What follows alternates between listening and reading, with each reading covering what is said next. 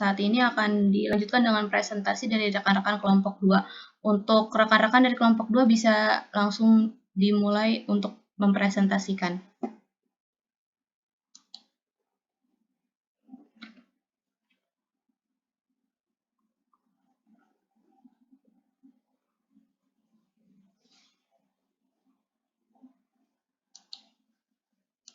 Ya, baik.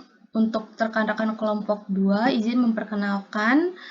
Yang pertama ada Angeliana Putri Adrianti Smith, yang kedua Anissa Amalia, Atia Kamila Azahra, Bismil Hanifah, Deva Angela, Faisa Salma Weka, Khairunisa Nabila, dan Kansa Fitri Mutiah. Untuk rekan-rekan dari kelompok 2 dipersilakan.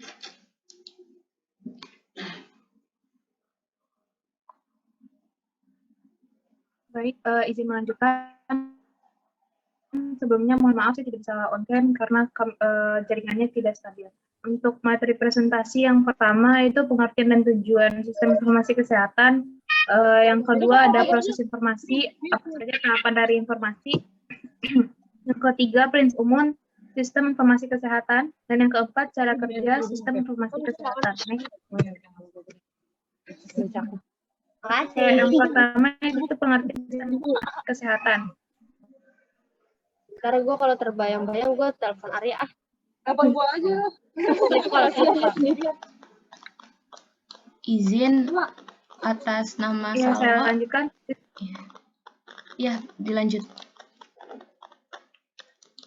Ya, sistem informasi kesehatan itu adalah sejumlah komponen dan prosedur yang terorganisir dengan tujuan untuk menghasilkan informasi untuk meningkatkan keputusan manajemen pelayanan kesehatan pada setiap tingkat sistem kesehatan.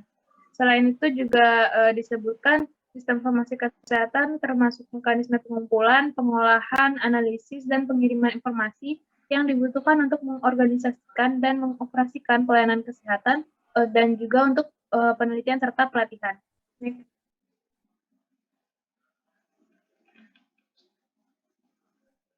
Yang selanjutnya ada tujuan sistem informasi kesehatan. Yang pertama ada mempersiapkan informasi yang berkualitas. Yang kedua ada meminimalkan terjadinya duplikasi data. Yang ketiga meningkatkan keamanan data. Yang keempat, mempersiapkan fasilitas untuk berinteraksi secara sederhana. Yang kelima, memelihara integrasi data. Dan yang keenam, mempersiapkan akses agar yang berkepentingan mudah untuk memperoleh informasi. Next.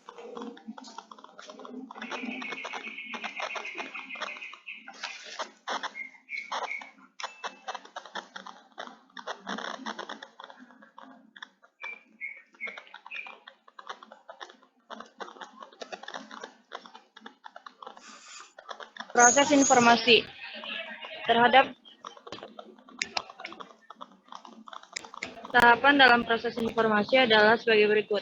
Yang pertama itu ada pengumpulan data, yang kedua pengiriman data, yang ketiga pengelolaan data, yang keempat itu analisis data, yang kelima penyajian informasi, yang keenam informasi diperoleh.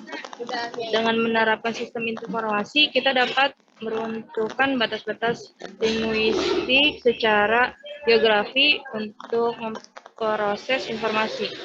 Dalam dunia kesehatan, informasi adalah aspek yang sangat menunjang pekerjaan. Next.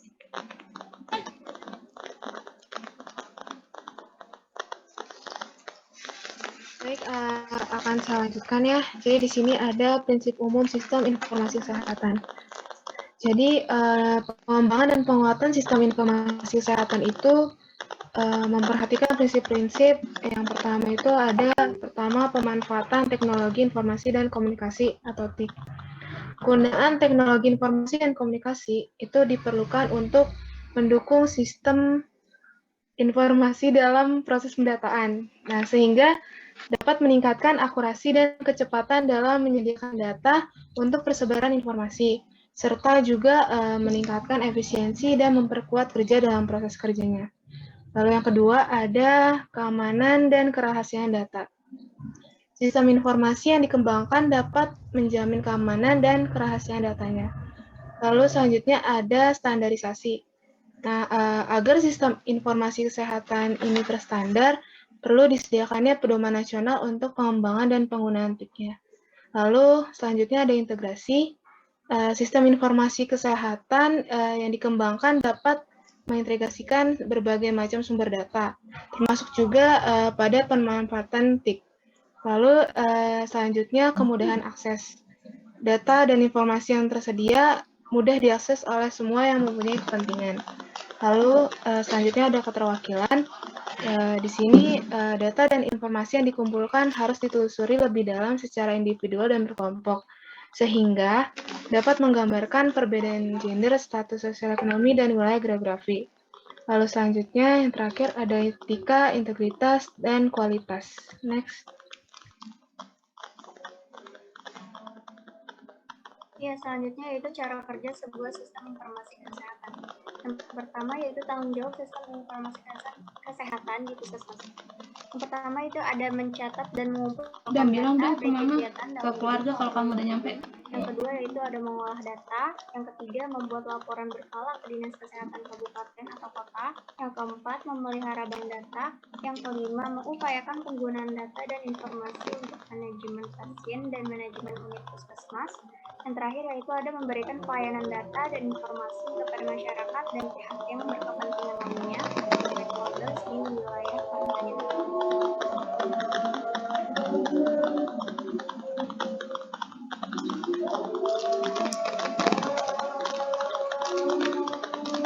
Baik, selanjutnya akan saya lanjutkan cara kerja sebuah sistem informasi kesehatan.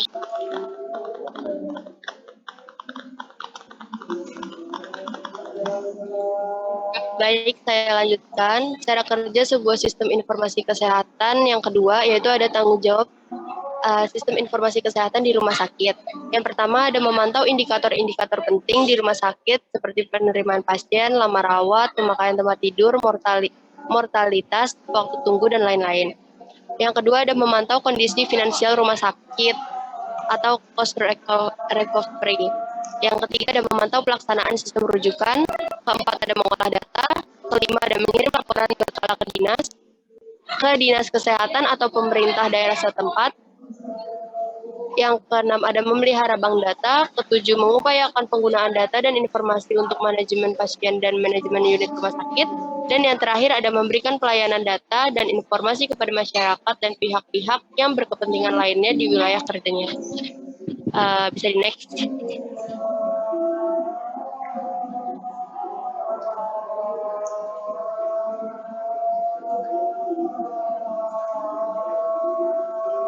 Baik, izin untuk melanjutkan.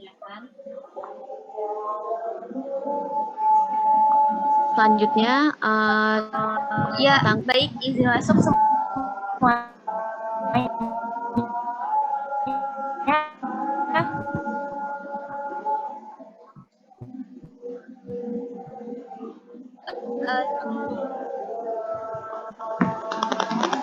Ya, baik, selanjutnya dari cara kerja sistem informasi kesehatan yang ketiga itu ada kabupaten atau kota. Yang pertama itu mengolah data dari unit-unit pelayanan kesehatan dan sumber lainnya.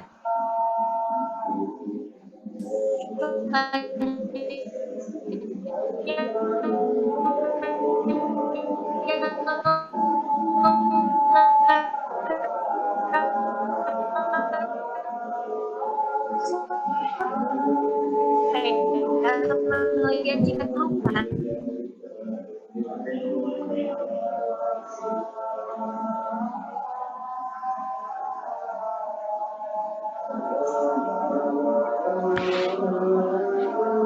ya baik, izin untuk menggantikan Atria. Jadi selanjutnya ada tanggung jawab SIK kabupaten atau kota. Salah satu contohnya itu ada mengolah data dari unit-unit pelayanan kesehatan dan sumber-sumber lain, lalu menyelenggarakan survei atau penelitian jika diperlukan, membuat profil kesehatan kabupaten atau kota yang sehat, lalu mengirim laporan kesehatan berkala atau profil kesehatan kabupaten atau kota ke Dinas Kesehatan Provinsi setempat dan pemerintah pusat. Lalu selanjutnya memelihara bank data. Selanjutnya mengupayakan penggunaan data dan informasi untuk manajemen klien, manajemen unit, dan manajemen sistem kesehatan kabupaten atau kota. Dan yang terakhir, memberikan pelayanan data dan informasi kepada masyarakat dan pihak-pihak yang berkepentingan lainnya di wilayah kerjanya.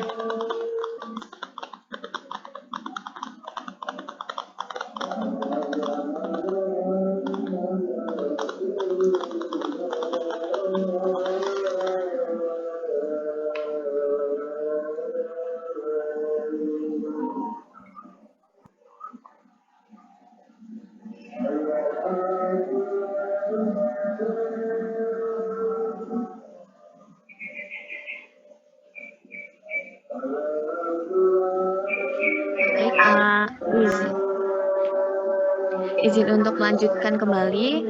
Selanjutnya ada tanggung jawab SIK di provinsi. Yang pertama ada mengolah data dari Dinas Kesehatan Kabupaten atau Kota, unit-unit pelayanan kesehatan milik daerah, provinsi, dan sumber-sumber yang lainnya. Lalu ada menyelenggarakan survei atau penelitian jika diperlukan. Yang ketiga ada membuat profil kesehatan provinsi untuk memantau dan mengevaluasi pencapaian provinsi sehat. Lalu selanjutnya ada mengirim laporan berkala atau profil kesehatan provinsi ke pemerintah pusat. Lalu selanjutnya ada memelihara bank data. Lalu selanjutnya ada mengupayakan penggunaan data dan informasi untuk manajemen klien, manajemen unit, dan manajemen sistem kesehatan provinsi. Dan yang terakhir adalah memberikan pelayanan data dan informasi kepada masyarakat dan pihak yang berkepentingan lainnya di wilayah kerjanya.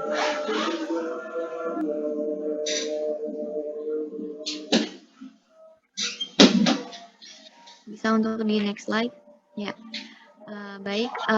Sekian presentasi dari kelompok kami. Saya kembalikan kepada moderator.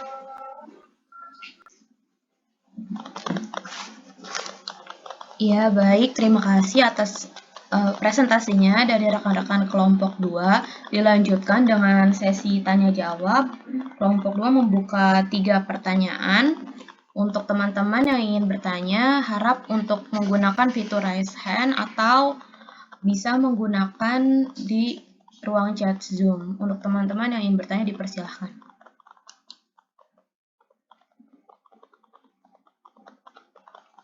Ya, yang mau nanya tuh?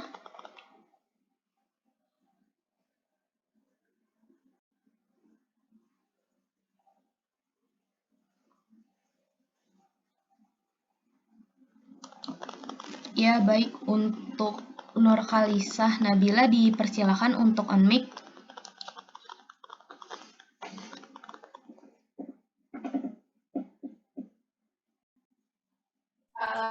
Ya, terima kasih moderator atas kesempatannya.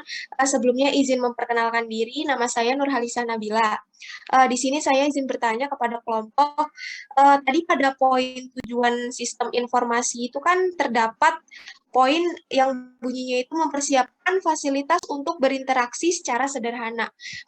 Boleh minta tolong jelaskan lebih jelas lagi itu maksudnya apa gitu. Terima kasih.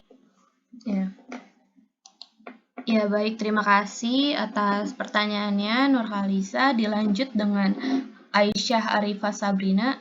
Dipersilahkan.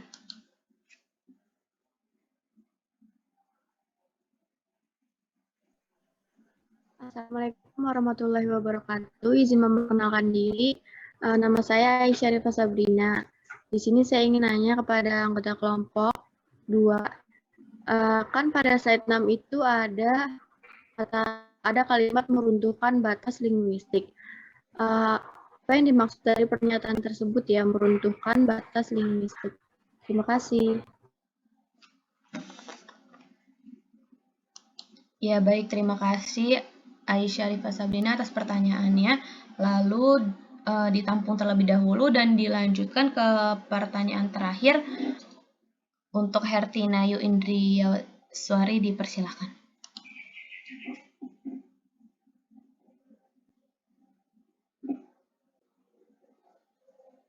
Ya, dipersilakan. Iya, izin moderator atau suara saya terdengar jelas? Terdengar jelas. Iya, terima kasih atas kesempatannya. Sebelumnya izin memperkenalkan diri, saya Hertina dulu, izin bertanya. Jadi tadi di prinsip umum sistem informasi kesehatan itu kan sempat disinggung mengenai keamanan dan kerahasiaan data ya. Tapi di bawahnya itu muncul lagi di kemudahan akses. Yang saya ingin tanyakan maksudnya kenapa tadi ada kemudahan akses sedangkan di lain sisi juga ada kerahasiaan dan keamanan data. Terima kasih. Ya, baik. Terima kasih atas pertanyaannya. Karena sudah 3 pertanyaan, bisa dilanjutkan untuk teman-teman dari kelompok 2 untuk menjawab pertanyaan yang sudah terkumpul tadi. Terima kasih. Untuk rekan-rekan kelompok 2 dipersilahkan.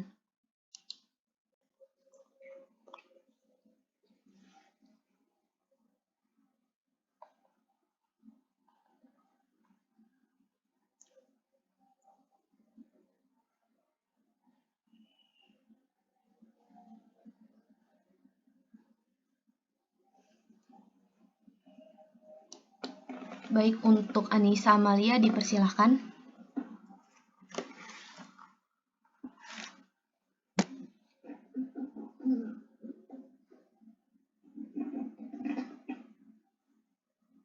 Izin masuk moderator, apakah suara saya sudah terdengar? Sudah terdengar.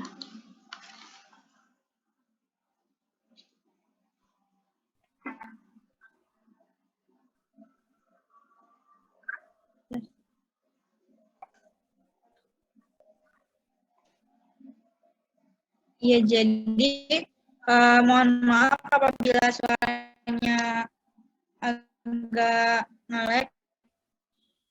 Saya izin menjawab pertanyaan dari apakah yang dimaksud dari pernyataan. Apa betul pertanyaannya, Sabrina? Jawab benar, Anissa. Baik, terima kasih pertanyaannya. Untuk jawabannya, yang kami ketahui, bahasa linguistik itu kan adalah ilmu yang mempelajari seluk-beluk bahasa atau ilmu bahasa secara ilmiah. Sehingga dapat disimpulkan untuk menentukan batas linguistik itu sama dengan membatasi penerapan metode ilmiah terhadap fenomena bahasa yang sangat amat beragam. Harus menggunakan bahasa yang jelas dan sesuai fakta. Apakah sudah terjawab, Sabrina? Izin menjawab, sudah terjawab, Anissa. Terima kasih. Baik, terima kasih juga. Dikembalikan pada moderator. Ya, baik. Baik, terima kasih atas jawabannya. Dilanjutkan dengan kedua pertanyaan lagi untuk rekan-rekan, dipersilakan untuk menjawab. Izin masuk moderator. Ya, dipersilakan Kansa. Ya baik, saya Kansa izin untuk menjawab pertanyaan dari Nurhalisah Nabila. Sebelumnya izin untuk mengonfirmasi pertanyaannya. Jadi pertanyaannya yaitu pada poin tujuan SIK terdapat poin yaitu mempersiapkan fasilitas untuk berinteraksi secara sederhana. Nah, maksud dari poin ini dan contohnya seperti apa? Apakah seperti itu pertanyaannya, Nabila? Iya, betul. Ya, baik. Izin untuk menjawab bahwa dalam kita mempersiapkan fasilitas ini, maksudnya itu kayak menyiapkan beberapa hal yang penting nih harus kita siapkan. Sepertinya kita harus tahu dulu nih pemanfaat teknologi informasi dan komunikasi ini nanti akan seperti apa, diperlukannya untuk apa, dan bagaimana caranya kita untuk mempersiapkan si teknologi informasi ini agar benar-benar prepare gitu kan istilahnya. Terus selanjutnya kita mempersiapkan keamanan dan kerahasiaan data. Kenapa keamanan dan kerahasiaan data ini penting? Karena kalau misalnya keamanan dan kerahasiaan data ini bisa bocor, nanti malah bisa disalahgunakan oleh orang lain. Terus selanjutnya kita bisa mempersiapkan bagaimana standarisasi apa aja yang memang kita perlukan dan memang itu penting. Terus selanjutnya kita juga harus mempersiapkan bagaimana tentang kemudahan akses. Jadi jadi kayak pokoknya sebisa mungkin aksesnya ini mudah dimengerti dan mudah maksudnya kayak orang lain itu bisa mudah buat kayak memakai aksesnya ini gitu lah intinya. Terus selanjutnya dalam data informasi ini kan data dan informasi yang dikumpulkan ini harus ditelusuri lebih lanjut lagi nih secara individual dan berkelompok sehingga nanti dapat menggambarkan perbedaan gender, status sosial ekonomi, sama wilayah geografi yang jelas dan benar. Seperti itu, Nabila. Apakah sudah cukup terjawab? Dan mungkin nanti rekan saya akan menambahkan. Terima kasih.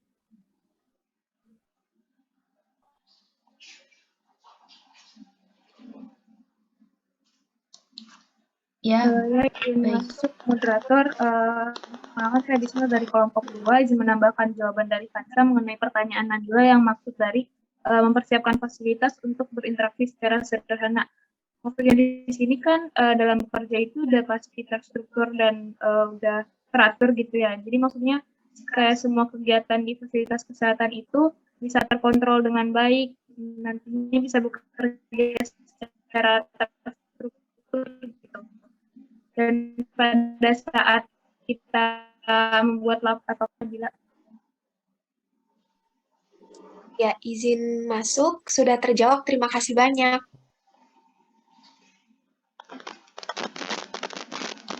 Ya, baik. Terima kasih atas rekan-rekan kelompok 2 atas jawabannya. Dilanjutkan untuk menjawab pertanyaan terakhir dari Hertinayu. Untuk rekan kelompok 2 dipersilakan.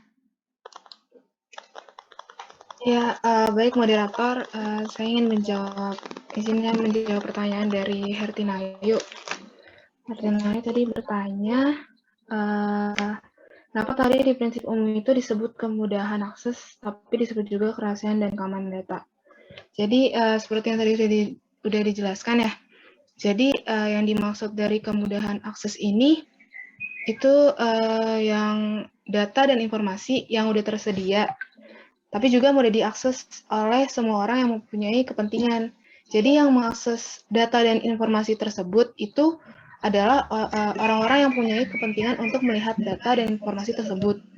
Nah, kalau untuk keamanan dan kerahasiaan data, itu sistem informasi yang dikembangkan dapat menjamin keamanan dan kerahasiaan data. Jadi itu agak berbeda gitu. Jadi kalau kemudahan akses itu untuk orang-orang yang punya kepentingan.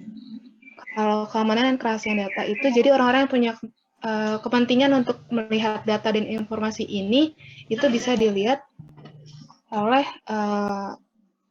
orang-orang yang mungkin orang-orang penting yang perlu tahu tentang data rahasia ini. Jadi gitu. Mungkin ada teman-teman saya yang ingin menambahkan. Terima kasih.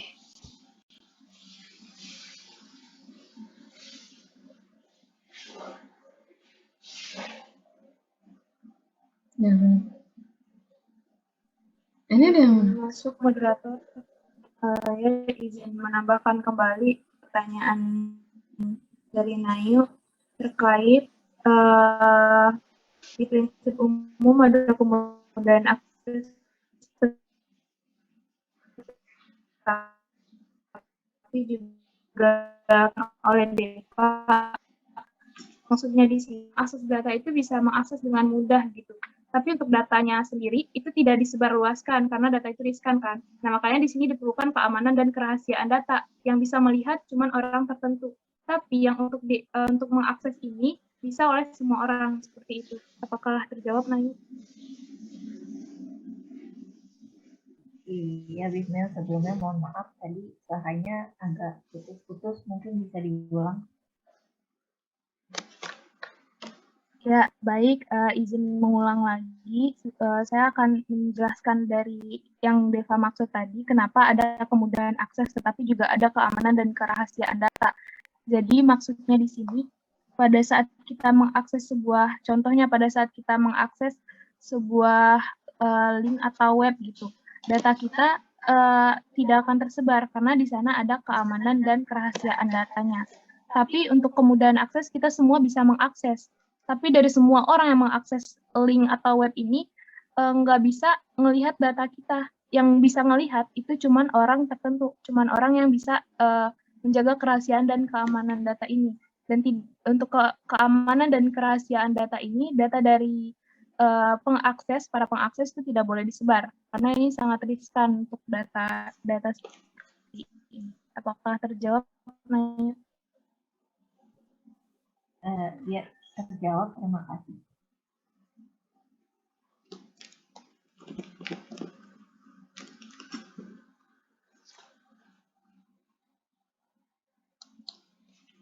Iya, baik. Terima kasih atas rekan-rekan kelompok 2 dan teman-teman RKI yang sudah memberikan pertanyaan. Lalu dilanjutkan oleh pemaparan atau tambahan dan koreksi oleh Pak Sulistyo. Mohon maaf apabila rekan-rekan kelompok 2 masih banyak yang salah. Untuk tambahan dan koreksinya dipersilahkan. Ya, baik. Terima kasih, Nashwa. Ya, tadi saya sudah dengar terkait presentasi materi yang dibuat terkait sistem informasi kesehatan ya. Di sini saya minta semua tolong diaktifkan ya kamera. Kalaupun tidak aktif di kamera, kalau saya tanya, saya minta ada respon. Oke, biar menandakan bahwa Anda sedang mengikuti di kelas ini. Oke, tadi dari penjelasan rekan-rekan kalian itu saya rasa memang banyak ya definisinya yang dibilang kalau sistem informasi kesehatan itu seperti apa. Tapi yang terpenting dari semua yang dijelaskan itu memang tingkatnya sudah lebih tinggi ya, advance ya. Tapi yang terpenting Anda harus paham dulu apa sih konsepnya dari sistem. Apa itu sistem gitu ya. Sistem informasi kesehatan kita tahu dulu apa itu sistem. Oke. Sekarang kalau saya mau tanya nih, kalian semester 3 betul ya? Oke, salah satu aja yang jawab. Mungkin dari Naswa aja deh kalau saya tanya, nggak semua orang jawab ya. Betul ya Naswa ya? Sekarang udah semester 3 betul ya? Iya Pak, betul. Betul, terus sudah belajar juga terkait masalah data belum ya? Untuk materi data belum ada Pak. Belum. Statistik belum juga? Belum. Oke, belum. Oke, saya akan sedikit jelaskan sedikit ya terkait ini. Mungkin saya perlu masuk satu lagi kali ya biar saya bisa tanya-tanya nih sebenarnya kepada siapa yang saya mau tanya. Izin saya mau share screen.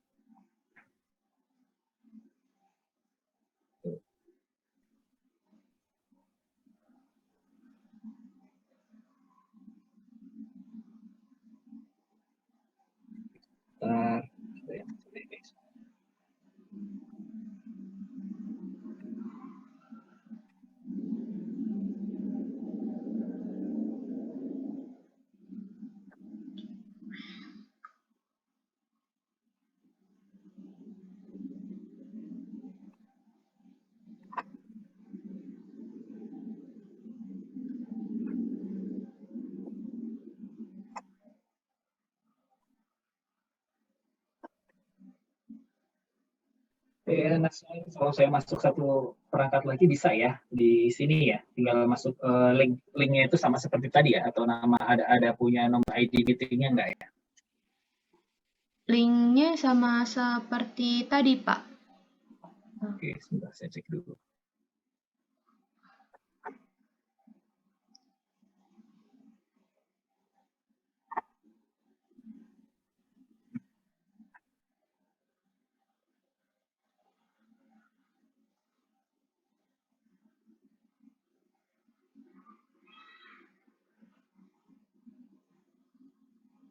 Saya akan tambahkan sedikit aja ya terkait penjelasan tadi. Saya akan jelaskan terkait basic saja terkait sistem informasi kesehatan.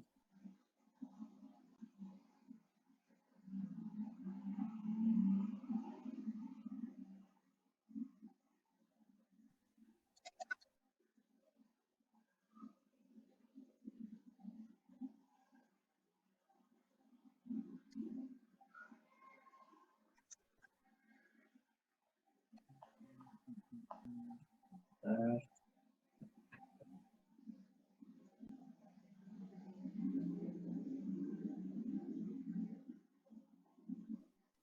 Kelihatan nggak ya share screen saya? Terlihat, Pak. Ya, terlihat sih. Karena sistem informasi kesehatan ya, bukan tampilan PowerPoint ini banyak slide itu bukan ya? Iya, Pak, sudah full screen, Pak. Jelasin sedikit, tadi sudah dijelasin semua ya, prinsipnya konsep sistem informasi itu seperti itu. Tapi yang perlu kita tahu dulu, sekarang basicnya dulu ya. Kita perlu tahu dulu apa sih definisi sistem. Pernah tahu apa itu sistem? Oke. Saya coba tanya dulu ya beberapa ya. Silahkan kalau yang saya tanya bisa langsung bisa langsung unmute gitu ya. Ini layar saya nggak kurang lebar jadi nggak kelihatan semua. Oke, saya coba tanya yang laki-laki dulu deh. Evans, apa menurut kamu sistem itu apa ya?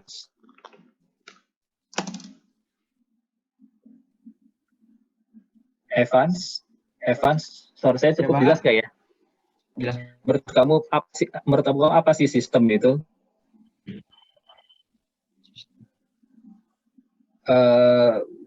Apa yang dipikirin kamu aja, nggak usah terlalu lama mikir.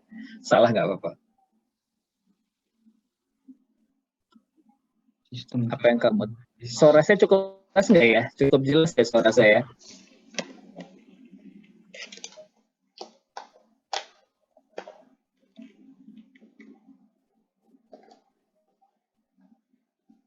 Sistem satu kesatuan yang Oke. Nggak usah terlalu lama nyari searching ya. Oke. Muhammad Zaki Akbar, menurut kamu apa sistem itu? Ya, Pak, izin menambahkan komponen, Pak. Komponen. Oke. Unsur, komponen. Oke, bisa. Jadi istilahnya sistem itu adalah komponen, unsur. Terus selanjutnya lagi, lintang apa? Menurut kamu lintang apa sistem itu lintang?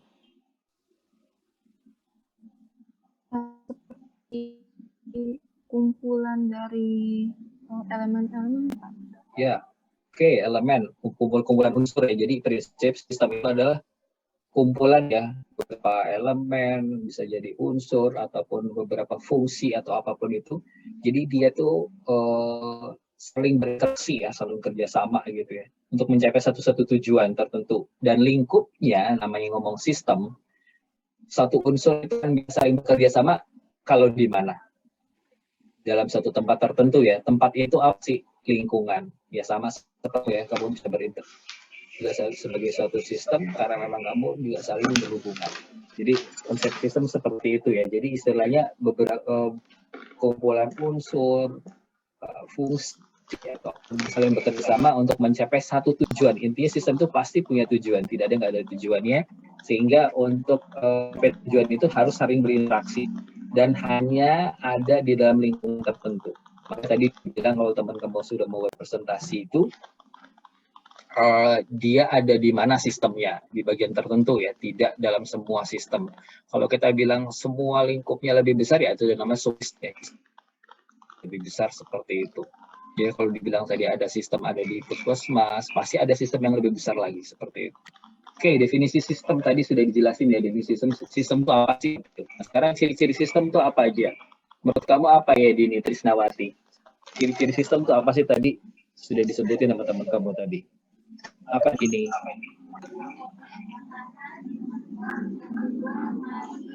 Oke, Dini terdengar jelas nggak suara saya, Dini? Kamu apa sih ciri-ciri sistem itu apa ciri-ciri sistem?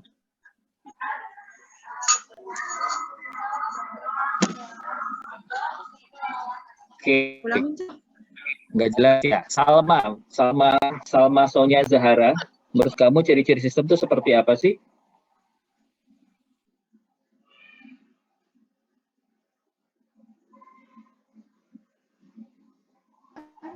Izin menjawab. Ya. Adanya masukan atau input sama. Oke, ciri sistem ada masukan input atau keluaran. Oke, bisa. Nuraini, menurut kamu Nuraini apa Nuraini?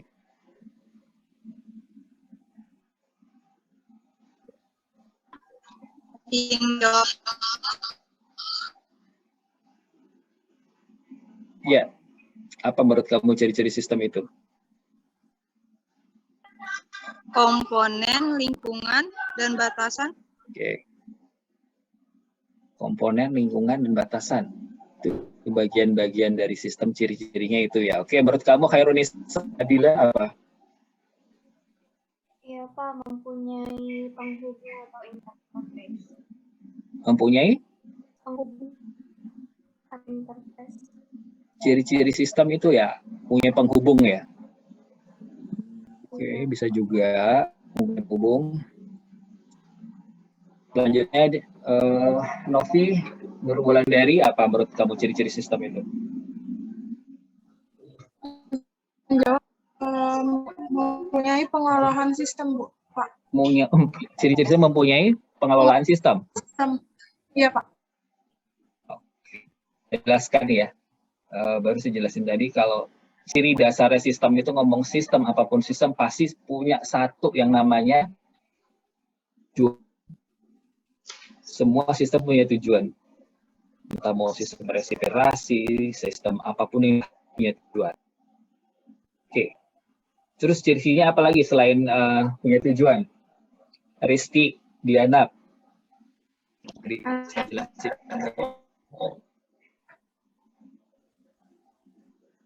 Apa Risti? Ciri-ciri sistem. Dia punya tujuan, apa lagi? Gimana? Bagaimana Risti? Totalitas, Pak. Totalitas. Bekerja maksimal gitu maksudnya gitu ya? Iya. Oke. Sistem itu yang bekerja maksimal. Oke. Terus menurut kamu ini apa? Vini Alfionita. Ini kayak bintang artis nih. Pernah dengar saya namanya. Apa Vini menurut kamu Vini? Ciri-ciri sistem selain punya tujuan apa lagi? Ada penghubungnya, Pak. Ada penghubung. Ada yang kerjanya maksimal punya penghubung. Bahasanya punya apa lagi ya istilahnya penghubung. Punya koneksi lah gitu ya, hubungan ya. Oke, selanjutnya Deva. Mampus. Apa menurut kamu Deva? Punya sasaran. Punya sasaran, iya, itu tadi tujuan. Punya sasaran, punya tujuan. Tadi dibilang teman kamu kerjanya maksimal, betul punya usaha maksimal betul, tapi dia tidak sendiri. Nah, namanya usaha atau maksimal pekerjaan itu artinya tidak sendiri, makanya disebut ada satu usaha. Namanya artinya tapi dari kumpulan beberapa usaha. Usahanya itu apa?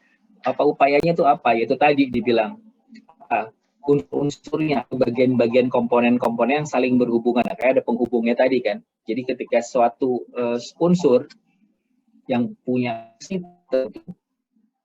bukan dengan yang lain, nah itu dia nanti jadi salah satu ciri sistem. Jadi kalau kita ngomong sistem, di mana dia punya tujuan ke satu, ya bukan usaha maksimal, tapi ada beberapa komponen yang saling berusaha, terus itu disebut bisa dikatakan sistem. Lebih dari dua ya, misalkan saya bilang. Ada unsur fungsional, jadi misalnya semua itu punya fungsinya, bagian-bagian tertentu punya fungsinya, sama seperti kamu.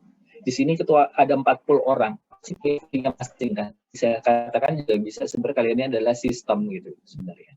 Kalian punya fungsi tertentu dan fungsinya berbeda-beda gitu. Dan tadi teman kamu bilang ada penghubung, ya penghubungnya apa ya? Pasti namanya saling berhubungan secara teratur. Jadi namanya unsur-unsur atau bagian-bagian fungsional kalau tidak ada terhubung, dia bisa bekerja, tapi tidak saling berhubungan. Kalau nggak berhubungan, dia apa? Tapi bukan sistem itu namanya.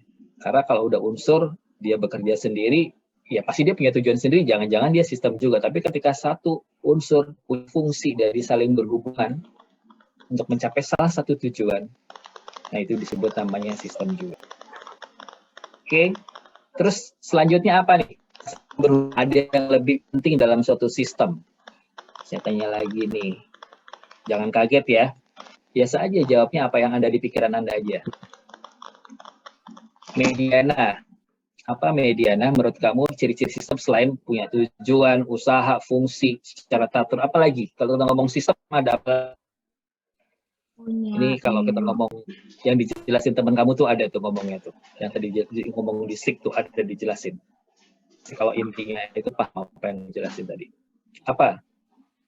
Menurut saya punya input sama output.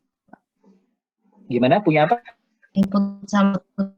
Input punya output. Jadi sistem ada input, output. Oke, bisa. Jadi istilahnya ada yang dimasukin, ada yang dikeluarin gitu ya. Ya. Komponen unsur itu adalah bisa seperti itu. Selanjutnya, Siva. Apa Siva? Ciri-ciri sistem lagi. Coba kamu, pernah nggak kamu ke kelurahan Siva? Izin Pak, punya batas? Batas, ya, betul. Itu lingkupnya ya. Kira apa yang harus kamu lakukan di sana kalau kamu mengurus KTP? Pertama, apa yang kamu lakukan dulu? Sudah KTP semua kan ya? Oh iya, ya, oke. Contoh aja deh, contoh yang paling sederhana. Kita berangan-angan aja kamu mengurus surat nikah kamu ya, beberapa tahun ke depan. Kira-kira kamu Isi data, Pak. ngisi data. Selanjutnya apa lagi? Ngurus surat-surat ya, Pak. Ya, surat pertama-tama kemana dulu sih sebelum ke kelurahan? RT, Pak. Ke RT dulu ya. RT, habis RT, RW, habis kelurahan kan, kelurahan kemana lagi? Kecamatan, Pak. Iya, kalau ngomong kayak begitu namanya apa? Izin menjawab, Pak. Prosedur, Pak. Prosedur mah caranya ya. Kalau RT, RW, kelurahan sampai dengan KUA dan sampai di atasnya apa tuh namanya? Proses, betul sih, tapi lebih tepatnya itu namanya berjenjang ya. Dan terstruktur nggak ada kan tiba-tiba dari RT langsung ke kelurahan gitu ya. Ada sih, lalu jalan pintas biasa kayak gitu. Tapi dalam satu sistem kayak gitu jalannya. Dia harus terstruktur gitu loh jalannya seperti itu. Dan dia harus berjenjang pasti. Nah ini dikatakan teman kamu tadi, ngomong berjenjang. Contoh teman kamu jelasin tadi, kenapa sih data ini hanya boleh akses lagi, bukan kamu? Ayo, kira-kira kenapa? Tidak boleh boleh diakses tapi bukan kamu. Coba Rena, jawabanmu apa? Apa jawaban Rena? Kira-kira kenapa kalau dalam suatu ini dalam data penjelasan teman kamu tadi, kenapa ketika dia boleh akses, kamu boleh akses, dia tidak. Saya boleh akses, kamu tidak. Itu apa? Ada jenjang ya. Kalau ngomong jenjang itu artinya apa? Struktur ya. Ngomong struktur pasti ada apa? Nanti di kelas deh. Rena sama si Naswa secara struktur sama atau beda? Beda. Beda, Pak. Beda. Bedanya di mana? Di dan tugasnya, Pak. Iya, kewajiban. Tapi kalau di kelas, kalau itu mah kewajiban pribadi. Kalau di kelas, pasti bisa ketahuan beda ya. Tanggung jawab kamu sebagai yang biasa-biasa aja gitu ya. Apapun yang kamu lakukan tetap harus melalui Naswa kan. Itu kan berjenjang ya, struktur ya. Nah, sekarang kalau seperti itu bisa diakses sembarang orang, artinya itu ketahuan bahwa kamu hanya bisa sebagai anak warga kelas ya istilahnya, kamu hanya bisa mengakses atau menghubungi saya hanya lewat Naswa. Kalau bisa Naswa ya bisa. Kenapa? Yang pegang data saya, nomor saya gitu, seperti itu. Kewenangannya seperti itu. Yang disebut berjenjang seperti itu ya. Oke, next-nya. Oke, yang tadi dibilang nih, teman-teman kamu bilang ngomong input, output. Nah, ini jelas nih di sini nih. Disebut unsur-unsur sistem. Ya, unsur sistem apa tadi dibilang tadi ada unsurnya yang namanya input. Ada lagi dibilang output. Gitu ya. Ada proses, itu bagian dari sistem, unsur sistem ya. Ada lagi yang tadi dibilang ada lingkungan, ada lagi apa? Kita apa sih? Kita kontrol, ada feedbacknya, ada umpan baliknya. Jadi prinsip sistem itu dia tuh berulang ya seperti siklus ya sebenarnya, input, proses, output, terus ada kalau memang nggak benar balik lagi, ada kontrol benar atau tidak, seperti itu. Dan yang pasti sistem itu kerja dalam lingkungan tertentu, tidak di lingkungan yang lain. Artinya kalau kita ngomong sistem rumah sakit pasti ada di rumah sakit ya.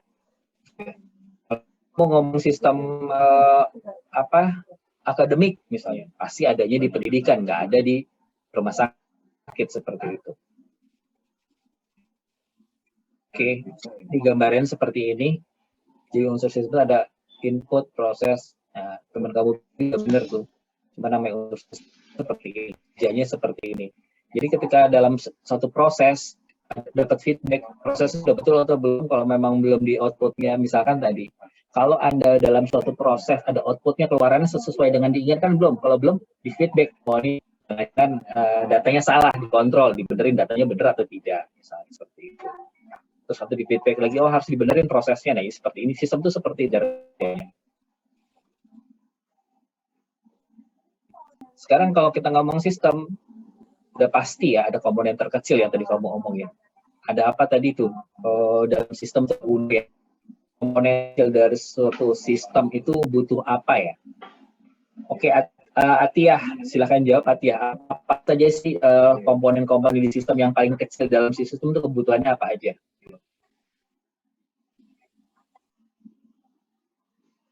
Apa Atiyah? Suara saya tidak ada yang jelaskan ya? Iya Pak, jawab ya Pak. Kalau menurut saya komponennya itu mungkin relevan kali ya Pak. Relevan komponen dari sistem yang paling kecil apa? Di dalam kita di sistem itu ada input, proses, output. Nah, kira-kira apa sih yang di-input dari sistem? Apa sih yang di-input? Yang diproses apa? Data. Yang dikeluarin apa? Apa? Izin menjawab Pak, data. Data. Ya, Oke, betul data. Data Pak. Betul. Oke, ngomong data ya. Sekarang kita ngomong data. Sekarang saya mau tanya nih sama Putri Andriati. Data itu apa, Putri? Data itu apa, Izin Putri? menjawab Pak. Kumpulan Ya, informasi data? Pak. Kumpulan informasi. Oke. Tapi ada yang sedikit kurang tepat. Menurut kamu Maula apa? Maula Karimah, menurut kamu data itu apa sih? Ya, Bapak izin data itu kayak dasar, kayak apa yang akan diproses gitu loh, Pak. Kalau dari sistem itu. Ya, jadi di sistem. benar. Apa yang akan diproses, betul. Apa yang akan diproses itu apa bentuknya, data itu apa?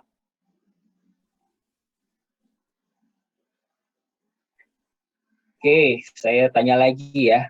Safra Nurusita. Kira tadi dibilang, kamu bilang ada kumpulan banyak. Terus tadi dibilang ada lagi. Apa tadi? Suara saya cukup jelas kan ya? Apa? Jadi data apa? Data itu banyak loh kita kumpulin. Kita input itu sebenarnya data ya. Apapun yang kita lihat itu data. Yang kamu lihat itu data. Yang kamu pegang itu yang apapun data. Sekarang data itu apa sih sebenarnya? Fitri, Mutiah. Apa Fitri? Ya, izin menjawab Bapak, menurut saya kalau data itu kayak seperti kumpulan informasi atau kayak keterangan-keterangan tertentu, tapi yang itu Pak, tapi sesuai apa yang ada gitu Pak. Iya, itu definisi teoretiknya ya. Kalau dalam praktiknya data itu apa bentuk yang dasar sekali. Bisa sih kumpulan informasi, tapi informasi itu kan sebenarnya sudah terolah ya jadi informasi ya. Data itu kan masih basic banget ya, gitu seperti. Oke, Rantis. Saya jadi ingat ini ada nomor 28, nomor 1 berarti nomor absensi ya, betul ya. Rantis, menurut kamu data itu apa? Kalau menurut saya sih yang ada di pikiran saya kumpulan informasi Pak, komponen informasi yang ada di pikiran kamu apa yang ada di depan layar kamu? Yang ada di depan layar kamu apa di pikiran kamu? Di pikiran saya, Pak. Dari tadi Oh ya. saya jawab juga saya mikirnya sama. Oke, sama. Saya cari coba sudut pandang yang berbeda dikit. Oke. Saya terima. Seperti itu ya. Saya cari sudut pandang berbeda nih, laki-laki. Di sini siapa? Saya nanya Zaki Akbar deh. Zaki, menurut kamu data itu apa sih, Zak? Laki-laki di sini cuma 2 orang kan ya? F sama si Zaki. Betul saya panggil itu nggak apa-apa ya? Apa Zaki, menurut kamu data itu? Ini kalau orang kacamata biasanya ngerti nih ngomong data. Nggak ada hubungannya ya. Ini yang aman, saya nggak akan tanyakan kepada moderator ya. Persepsi saya langsung udah tahu. Jadi yang lain biar berbicara. Apa, Zaki, menurut kamu data itu apa Zaki yang kamu tahu? Tadi teman bilang kumpulan data yang udah diinformasi. Basicnya data itu apa?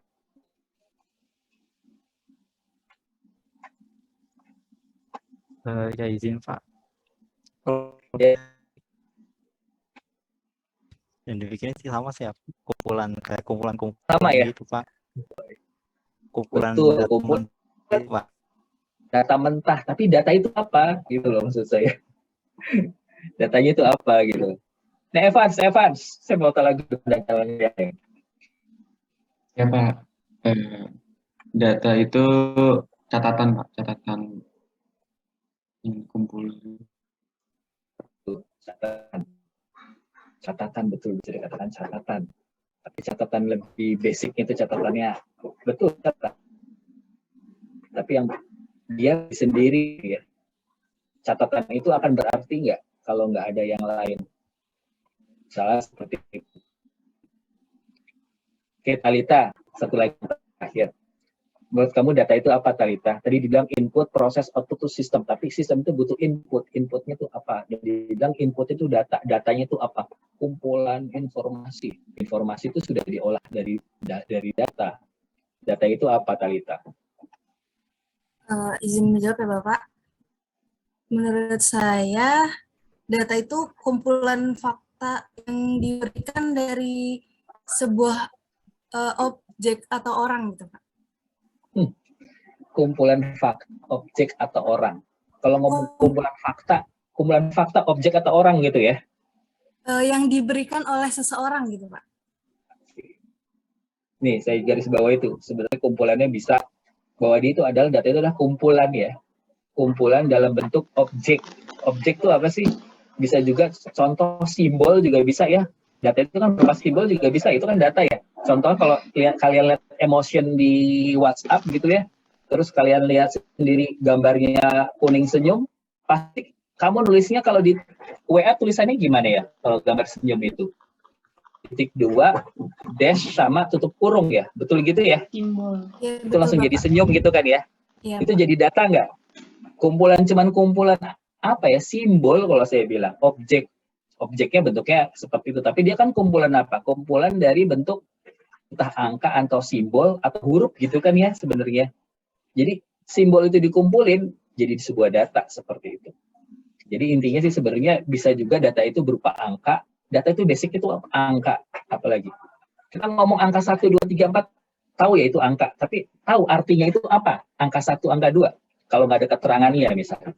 Kalau saya ngelihat, kalau kita ngomong, nih contoh nih, saya sebutkan.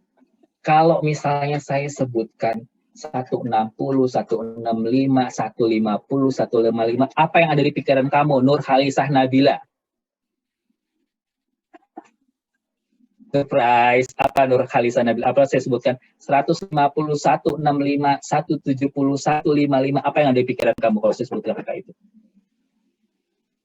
Izin menjawab Bapak, itu ya. Angka Pak. Iya angka, betul. Kalau dari angka itu saya sebutkan angka 155, 165, 160, 170, terus 153, 163, kira-kira apa data itu kan angka ya benar, kumpulan angka itu. Kalau pikiran kamu kalau data angka urutannya kayak gitu, itu data apa ya kira-kira? Izin menjawab Bapak, menurut saya itu data yang masih belum berurut gitu Pak, masih. belum diolah. Seperti itu. Oke, belum diurut. Oke. Terus saya kasih contoh lagi ya. Ini yang belum. Yuma Azizah, saya tanya lagi. Kalau saya sebutkan ada data nih, datanya angkanya, data angka ya, angkanya kayak begini nih. 50, 51, 60, 65, 70. Kira-kira itu data apa ya? Yuma Azizah.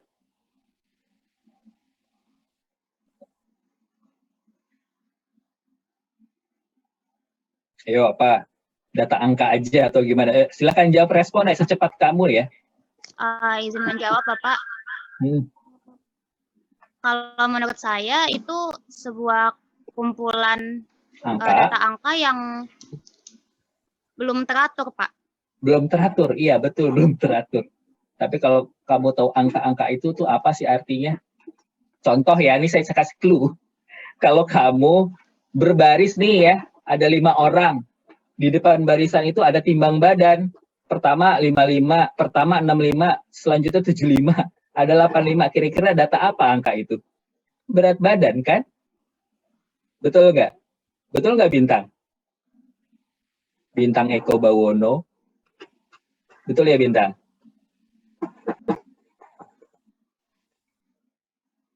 Kok nggak menjawab?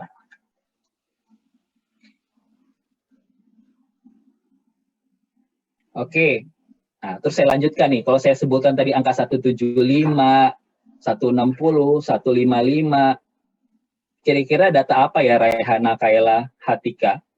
Izin menjawab, Pak. Itu tinggi badan.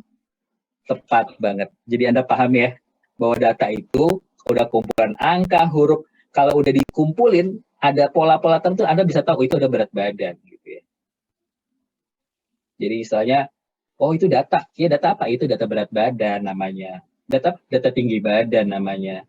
Nah sekarang kalau misalnya huruf, misalnya saya kumpulin misalnya. Apa arti pentingnya huruf R tanpa ada huruf A dan Y? Kalau cuma sendiri-sendiri sih huruf saja ya. Tapi kalau digabungkan jadi suatu data kan ya. Raihana misalnya. Kalau itu data huruf itu saya kumpulkan jadi satu objek kan ya. Objeknya apa namanya? Raihana. Namanya Dini. D-I-N-I, Medina, itu jadi objek juga, itu data juga kan ya sebenarnya kan ya. Nah, terus kira-kira data apa lagi yang berupa objek? Kalau dari kamu nih yang bisa dilihat. Data, selain nama udah ketahuan. Apalagi data yang disebut tanggal lahir, termasuk data ya. Jadi kumpul data itu adalah kumpulan dari bentuk angka, huruf, simbol, objek. Nah, itu dia disebutnya data, seperti itu. Oke, terus tadi kalau ngomong-ngomong data itu dikumpulin misalnya, nah nih, ini yang teman kamu bilang tadi, data itu bukan kumpulan informasi, justru informasi itu adalah data yang saling terhubung, dikumpulin, jadi satu informasi. Contoh misalnya ya, contoh saya sebutkan, misalkan si Hilda itu, kalau saya ada data namanya Hilda, tinggi badannya 165, betul ya 165, tinggi badan 165 ya, beratnya 80 misalnya seperti itu. Kira-kira kalau saya punya data itu, apa yang kamu gambaran terkait Hilda?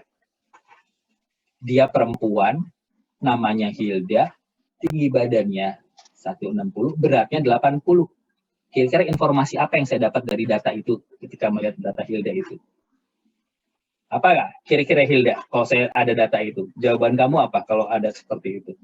Namanya Hilda, tinggi badannya 160, beratnya 80. Informasi apa yang saya bisa dapat dari data itu? Jadi satu informasi kan itu ya sebenarnya. Informasinya apa? Ya, kalau Pak, beratnya... jawab.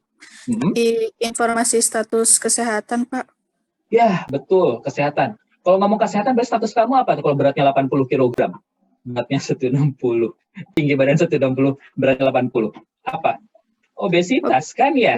Iya. Itu baru jadi namanya informasi seperti itu. Data dikumpul-kumpulin jadi informasi.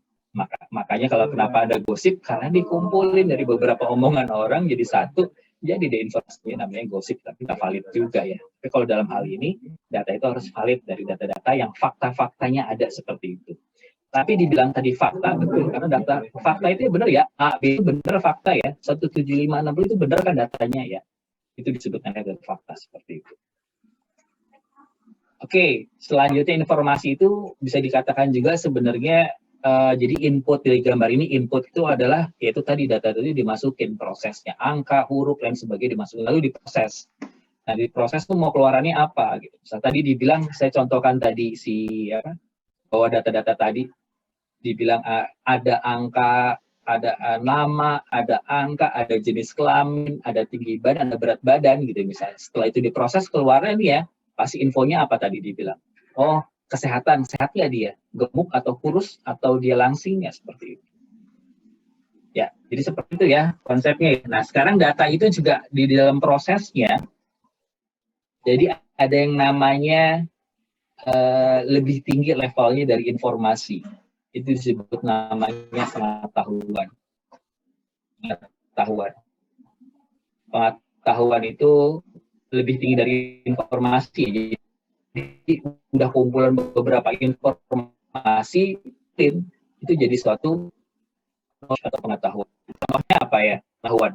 Kalau kita ngomong yang komponen terkecil tadi dibilang data dikumpulin jadi informasi, setelah informasi dikumpulin jadi pengetahuan. Oke. Nah, seperti ini gampang ya. Ini ngomong data ya. Nih, data itu ada kelompoknya. Kalau saya ngomong 165, 1656, 170, itu pasti tinggi badan kelompoknya. Misalnya ngomong 55, 70, pasti berat badan. Sama contoh seperti ini, data ya. Ini ada namanya kelompok data, NIP, tanggal, jam datang, jam pulang, seperti itu. Ini disebut namanya data ya. Nah, data ini akan jadi berubah lagi kalau jadi informasi, kalau jadi seperti ini, dalam bentuk rekapan. Nah, itu sudah jadi informasi. Sama seperti kamu nih, misalnya kamu di kelas kamu akan jadi satu informasi kalau apa? Kalau saya rekap ternyata di dalam kelas RKI yang tingkat 2 itu ada 2 laki-laki dengan 38 perempuan. Dengan 38 perempuan itu ada kurang lebih 18-nya itu menggunakan jilbab. Gitu ya. Jilbabnya itu 50%-nya panjang-panjang. Selebihnya itu disebut namanya informasi seperti itu, direkap jadi satu informasi. Nah, sekarang kalau misalnya sudah dikumpulkan jadi satu informasi sama seperti ini ya, sudah direkap ya seperti itu, kira-kira kan jadi pengetahuan. Pengetahuan ini apa? Contoh nih ya, yang disebut jadi pengetahuan kayak gini misalnya. Sekarang kamu coba catat ya, contoh nih ketua kelas, ketua kelompok penanggung jawab, misalnya coba kamu lebih akan perhatikan kalau misalnya dalam pembelajaran ini kamu bisa lihat pola data istilahnya apa ya, objeknya gitu ya misalkan.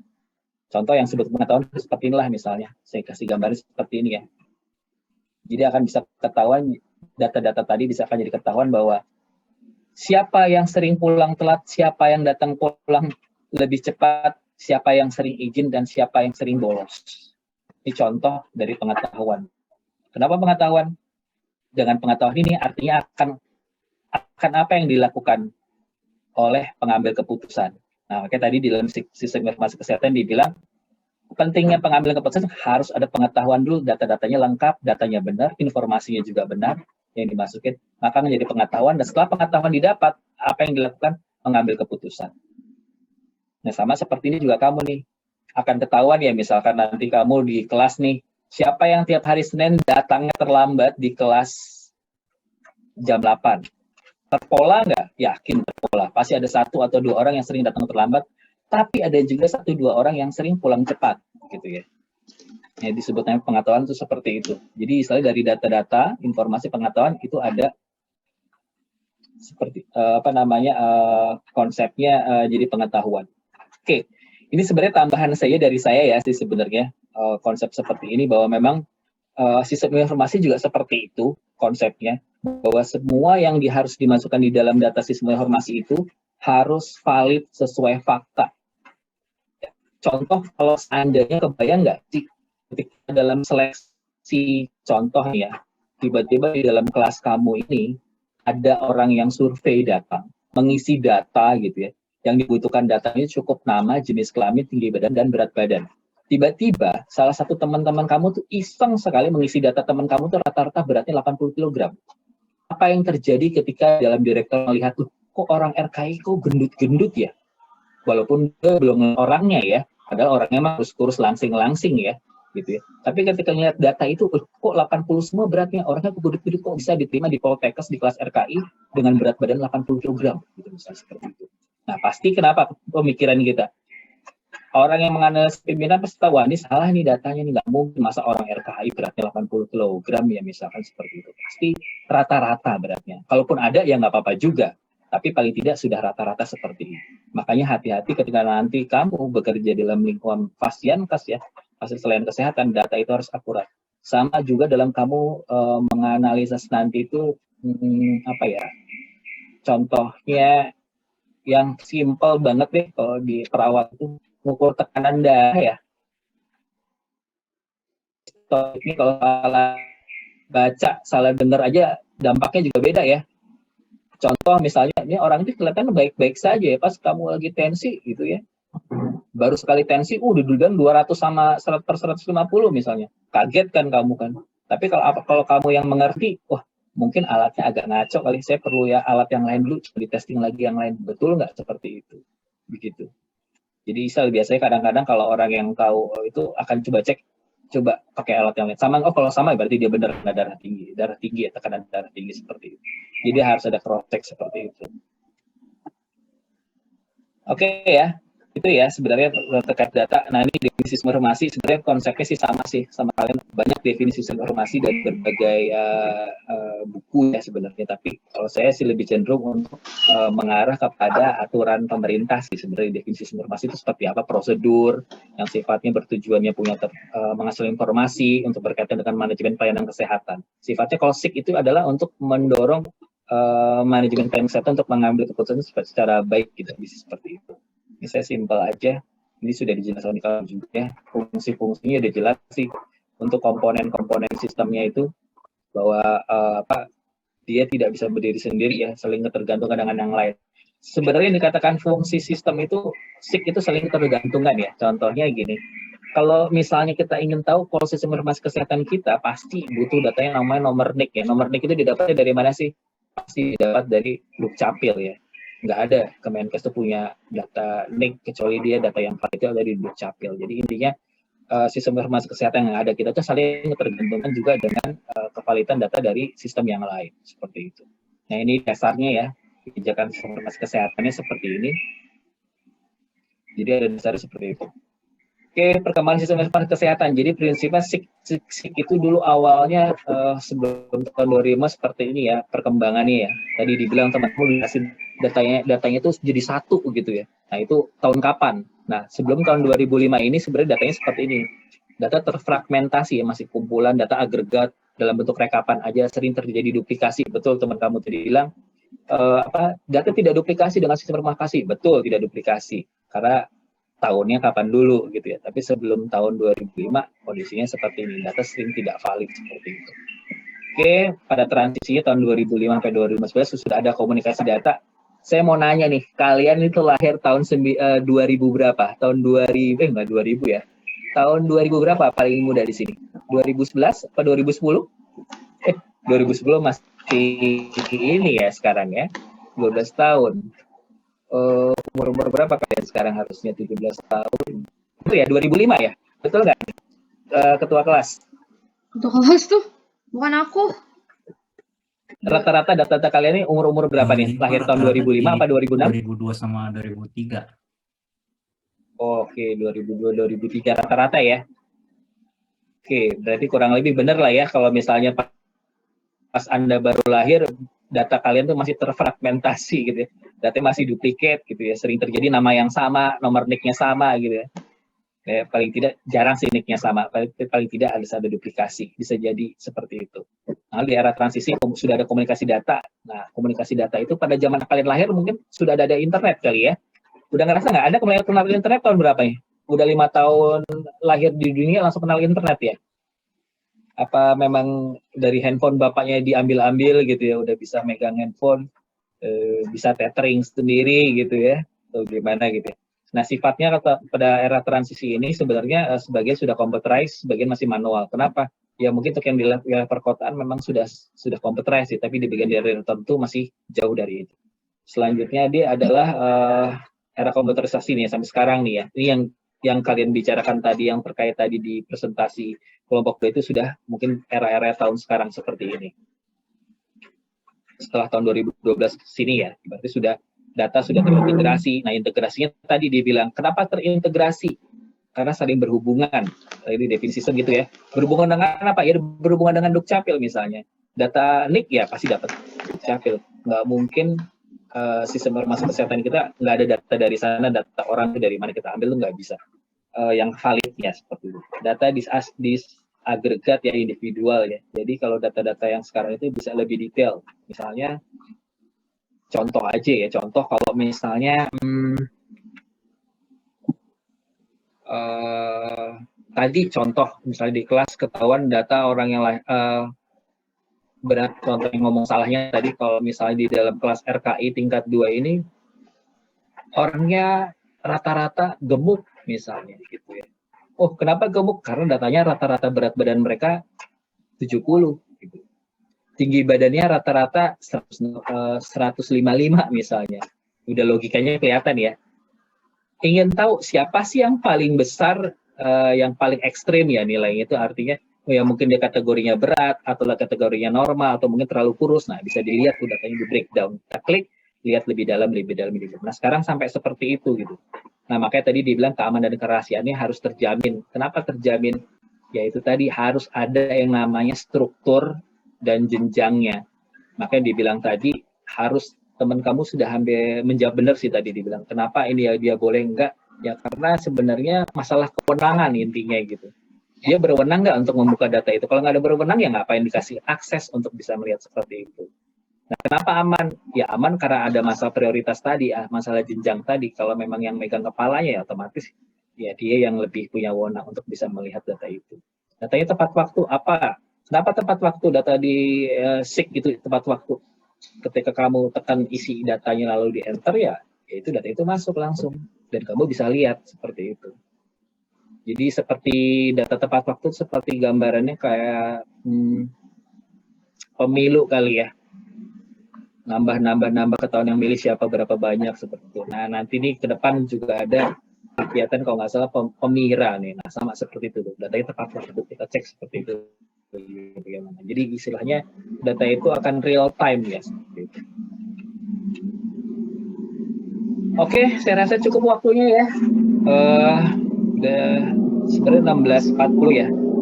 Mungkin saya rasa pembahasan saya cukup sampai sini. Tadi sudah dijelaskan sama teman-teman kalian juga bahwa sistem informasi kesehatan itu juga ada menyangkut di Faskenkes ya, fasilitas layanan kesehatan di tingkat puskesmas. Di atas puskesmas ada rumah sakit juga ada levelnya ya. Levelnya rumah sakit ada apa aja ya? Seingat saya itu ada kelas-kelasnya, betul nggak sih? Pernah tahu kalian?